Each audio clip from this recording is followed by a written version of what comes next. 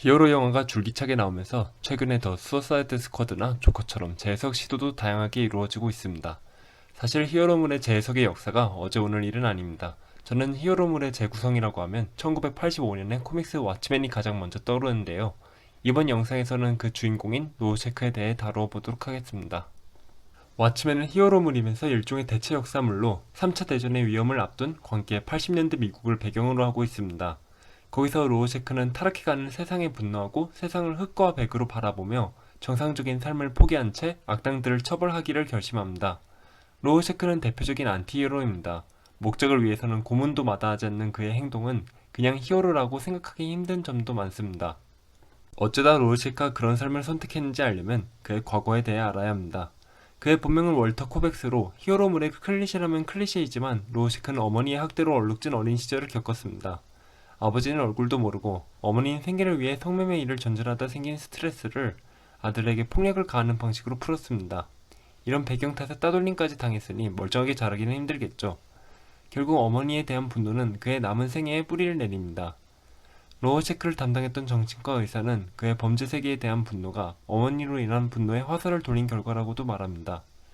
존재하지 않는 아버지에 대한 환상은 그를 보수적이고 극단적인 사상으로 이끕니다. 이는 정부의 이익을 대변하는 매우 폭력적인 히어로 코미디언을 향한 동정심에도 영향을 준 것으로 짐작됩니다.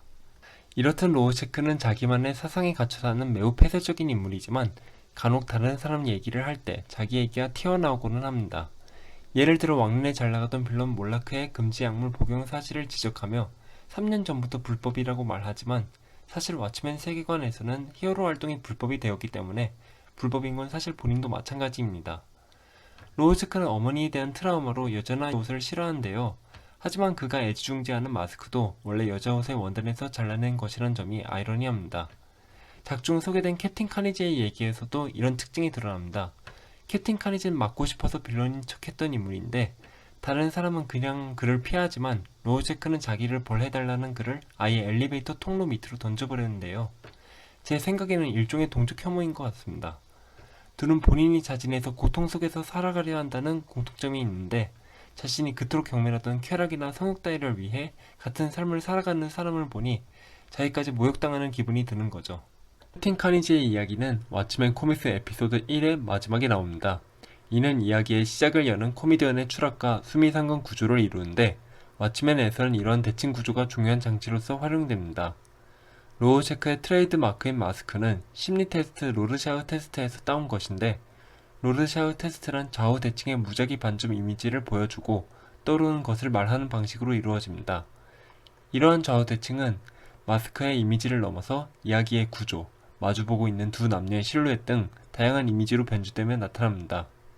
또한 결국 무작위로 제시된 반점을 보고 자기가 떠올린 것을 말한다는 점에서 무의미에 원하는 그림을 그려놓는 로우셰크 본인의 철학이나 작중에서 나타나는 자기 투영이나 동족 혐오에 대한 비유라고도 할 수 있겠네요. 이런 맥락에서 볼 때 로우셰크의 결말 역시 캡틴 카니지와 유사한 점이 있다는 점이 흥미롭게 다가옵니다. 한편 로우셰크의 인성이 좋다고 말하기는 어렵겠지만 그럼에도 그를 히어로라고 할 수 있는 이유는 범죄를 타도함에 있어서 타협이 없는 자세와 한계를 넘어서려는 극기심 때문일 겁니다. 원작자 앨런 무어의 인터뷰에 따르면 로우셰크의 모티브 중 하나는 배트맨이라고 합니다. 하지만 무어는 배트맨을 그다지 긍정적으로 생각하지만은 않았습니다.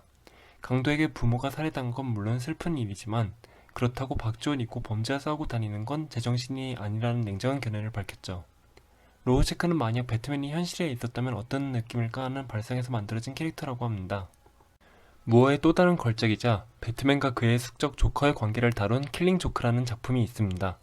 이 작품의 마지막에서 배트맨은 조커에게 자기도 거기까지 갔을지도 모른다고 말하는 장면이 있는데 아마 거기까지 간 배트맨이 로우셰크가 아닐까 싶습니다. 이 경우 돈이 없어서 허덕이는 행적이나 또 다른 얼굴을 가지고 익명성 속에서 살아간다는 점이 킬링 조크의 조커와의 공통점이 될 수 있겠네요. 이상으로 로우셰크에 대해 알아보았습니다. 그를 한 문장으로 정리하면 돈도 없고 직업도 없고 친구도 없고 애인도 없지만 타협도 없는 히어로라고 할 수 있겠네요. 하지만 워낙 복잡한 캐릭터인 만큼 영상을 추가로 만들어서 더 분석해보고 싶습니다. 다시 한번 감사 인사드리며 이번 영상 이쯤에서 마무리하겠습니다.